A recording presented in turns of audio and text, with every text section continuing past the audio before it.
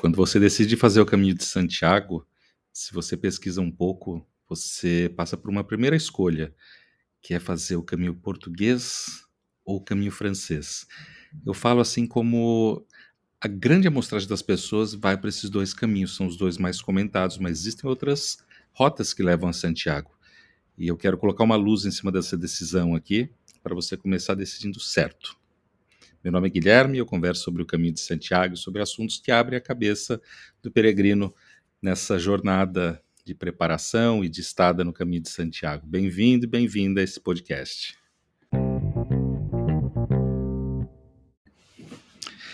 Perguntando para as pessoas sobre os caminhos, elas acabam tendo algumas decisões que eu acho que são decisões do mundo moderno, para qual caminho vão escolher.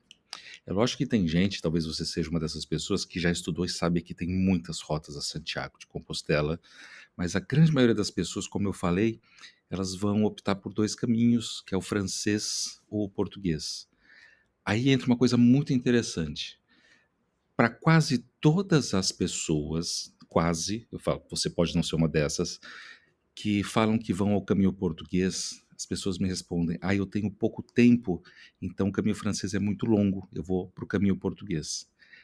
Essa é uma decisão que, quando você começa a entender Caminho de Santiago, ela não vai fazer tanto sentido, tá. Hoje em dia, a gente quer colocar tudo numa caixinha, né. A cidade do Porto, no caminho português, é uma cidade que tem atraído muitos peregrinos e o caminho português tem crescido muito. Parte disso é exatamente por causa dessa caixinha, das pessoas imaginarem que existe um caminho completo. Então, do Porto a Santiago, eu consigo fazer esses 10, 12, 13 dias para lá. Isso não deveria ser levado em conta para a escolha de um caminho, tá. Eu acho que você deveria decidir ir para um caminho português, por exemplo, se você quer vivenciar aquela cultura, se você tem algum aspecto, curioso ou de vontade que você queira seguir essa trilha. Primeira coisa, então, é você tirar a caixinha do tempo. Por que eu falo isso aí? O caminho francês, então, teoricamente completo, ele vai sair da cidade de Saint-Jean, né. Tradicionalmente, o caminho moderno fala que Saint-Jean é a cidade de saída, então as pessoas pensam: "Poxa, 30, 33 dias", aí o caminho português está lá do outro lado, fala assim: "Poxa, 12 dias, caminho português, eu consigo". Mas de onde é que vem isso, né? Por que a gente quer método? Por que a gente quer resposta pronta? Por que a gente quer fechar nessa caixinha 12 eu consigo, né? O caminho francês não é uma estrutura fechada, não existe um caminho francês completo, como também não existe um caminho português completo. O caminho português pode sair de Lisboa, ele pode sair do Algarve, ele pode ser tão longo em dias quanto a rota do caminho francês conhecida. A gente tem muito falado sobre o caminho francês e distância dele, porque ele é um caminho muito conhecido e é o caminho que foi traçado na Idade Média. Na Badia de Cluny, de onde sai o Códice Calixtinus ou Codex Calixtinus, é o local que produz o documento que cristaliza o Caminho de Santiago, que coloca ele pela primeira vez como um documento físico, dizendo: "Por aqui passam os peregrinos e vão até lá". Tanto que o livro 5 do Códice Calixtinus, ele é conhecido como o primeiro guia de turismo da humanidade. O livro 5 é o livro do peregrino, é o guia das peregrinações, é o guia do peregrino a Santiago de Compostela. E o Códice não descreve outros caminhos, o Códice descreve o caminho francês, então ele tem um peso histórico muito grande, o caminho francês. Mas as pessoas não pensam o seguinte: a Catedral de Compostela, ela dá a Compostela nos últimos 100 quilômetros a pé, ou 200 quilômetros em bicicleta. Esse é o mínimo que você tem para você retirar a tua Compostela, que é o documento que atesta a tua peregrinação, né, e você recolhe com os carimbos na credencial e faz essa comprovação quando chega a oficina do peregrino no fim dessa tua jornada. Então, quando você fala em 100 quilômetros, caminhos que têm 100 quilômetros de distância a Santiago também tem essa essa possibilidade, né, essa emissão da Compostela no final. Se você sai dos últimos 100 quilômetros, e é um caminho válido, não importa se você sai do caminho português ou do caminho francês. Se você tem 12 ou 13 dias de caminho, não importa se você sai da cidade do Porto, ou você sai de León, ou você sai de Astorga, né. Se você pegar um raio da cidade de Santiago e traçar esses caminhos, você vai ver que a escolha de tempo é você fechando a tua cabeça achando que o caminho português começa no Porto. O caminho português não começa no Porto. O Porto está se viabilizando como uma grande saída de peregrinos, uma cidade de estrutura, existe um investimento turístico nisso. O Caminho de Santiago, esse renascimento do caminho português, ele é uma coisa recente. Você ainda não tem o peso histórico desvendado, isso é uma coisa que começa a aparecer, mas a gente não pode invalidar que as pessoas escolham o caminho português por gosto próprio.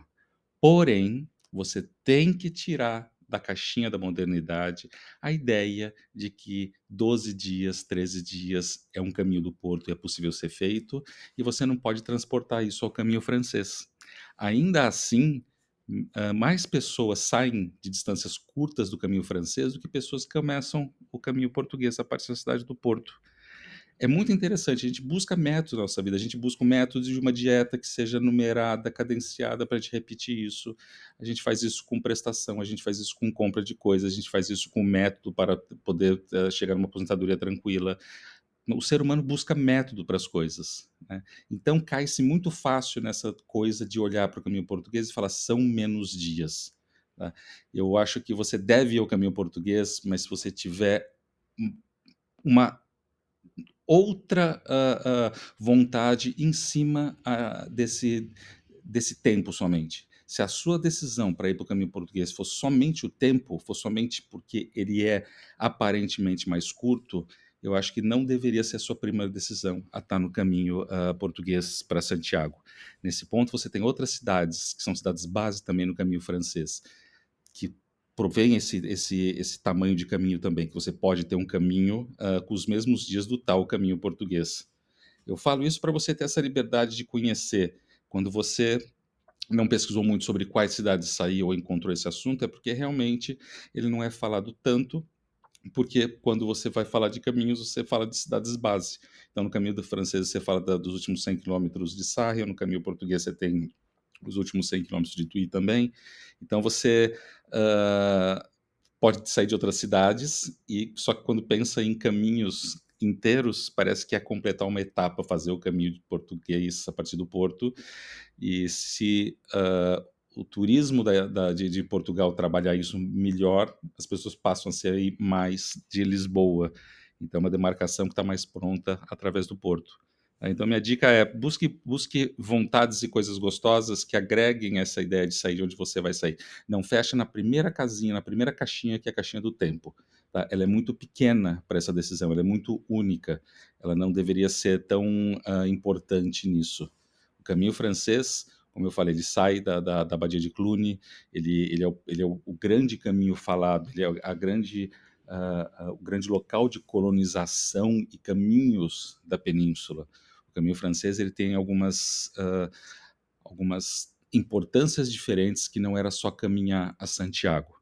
Então, munido dessa dica, lógico, mata a tua vontade de conhecer qualquer um dos caminhos, mas vá pelas decisões certas. Se você gosta, se você quer fazer um caminho por Portugal pela cultura portuguesa, pela gastronomia, pelas paisagens, é uma ótima decisão. Ou porque você gosta de Portugal e você quer participar dessa caminhada por Portugal. Lembrando que o caminho português, ele começa em Portugal, mas metade dele vai estar todo na Espanha. Então não é um caminho totalmente por Portugal. O caminho francês, sim, ele vai estar totalmente contido, ou praticamente fora Saint-Jean. Nessa caixinha nova que a gente tem, ele vai estar todo contido dentro da Espanha. Tá? A palavra caminho francês, vai uma curiosidade aqui, na verdade, falam muitas coisas sobre o caminho francês, ser um caminho que sai da França ou que vem muitos franceses, mas o caminho francês ele é designado nesse nome porque ele é um caminho criado pela Ordem de Cluny. É uma ordem francesa, esse caminho ele é cristalizado então num livro, e ele é um guia aos francos, aos franceses, muitas vilas francas no caminho de Santiago. Então a primeira descrição de caminho de Santiago é feita pelos ultrapireneicos, as populações, sim, de onde hoje é a França, de onde é a Bélgica, de onde é a Alemanha, de onde é a Itália, de onde são todos os países pós-Pirineus, né? Então se explicam como chegar lá. Mas é um livro, primeira cristalização do Caminho de Santiago, o Códice Calixtinus, da Abadia de Cluny, de onde também saem as raízes templárias. Isso é uma coisa contida. Esse livro, então, ele é um livro destinado aos francos, é um livro francês. Apesar de se falar muito que esse caminho ele é um caminho em terras espanholas, ele é um caminho total de junção de peregrinos do mundo. Inicialmente, ele é uma ordem da Abadia de Cluny, da Ordem de Cluny. Pesquisa mais sobre a Ordem de Cluny que você vai chegar a novos assuntos sobre o Caminho de Santiago. Existe uma época de criação dele, existe uma época onde é colocado um foco em cima dele, existe uma construção em cima de Caminho de Santiago. A partir do Códice Calixtinus, que apesar de você também ler, ou vai ler, que é um livro do Papa Calixto, na verdade hoje já se sabe que a Abadia de Cluny ela reúne esse livro do Códice, os livros do Códice Calixtinus, a Abadia reúne de forma muito independente isso, e é como se o Papa devesse dar um crivo sobre aquele livro. Então, sob as ordens do Papa, sobre o tempo do Papa, é lançado um códice. Mas o códice da Abadia de Cluny, o Códice Calixtinus, ele tem muito mais independência do Papa. Talvez o Papa fale, tá bom, isso está escrito, isso está aceito, está sob o meu papado, então denominamos ele o Códice do Papa Calixto.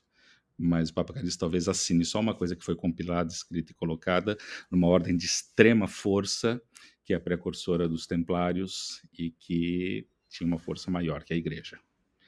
Esses assuntos são interessantes. A gente começou falando sobre o tamanho dos caminhos e eu tive que falar sobre a história e sobre o peso do caminho francês, para que você olhe com mais carinho sobre a história do caminho de Santiago. Tem informação no nosso site, que é o www.amigosdocaminhodesantiago.com.br. Tem os links aqui no podcast para você acessar também. E sempre vídeos novos no YouTube sobre preparação e caminho de Santiago. Uma coisa interessante que as pessoas me perguntam se eu incentivo pessoas a ir para o caminho de Santiago. Parece que eu falo, venham para o caminho de Santiago. Não, nossa pegada é uma outra. Eu sei que as pessoas estão indo, eu só busco trazer informação e trazer preparo para as pessoas fazerem o que vão fazer lá, conseguirem o que querem lá, com mais informação, com mais segurança. Então, eu nunca pergunto a alguém por que você está indo, eu não acho que as pessoas devam ir para o caminho de Santiago de forma religiosa, ou só espiritual, ou só esportista, cada um vai com o seu motivo para lá. E com mais informação e com mais técnica, aí sim eu acho que é parte do bonito trabalho disso, não tocar na ideia do peregrino, mas dar mais informação. Começar a ir para o caminho é começar a descobrir o caminho de Santiago. Conheço muita gente que ia para o caminho francês e foi para o português, e muita gente que ia para o caminho português e foi pelo francês. Conheça os dois caminhos, tá? E não pare a sua decisão simplesmente num calendário. Isso é muito moderno, isso é muito a nossa vida cotidiana. Um abraço e fica com a gente nos próximos podcasts.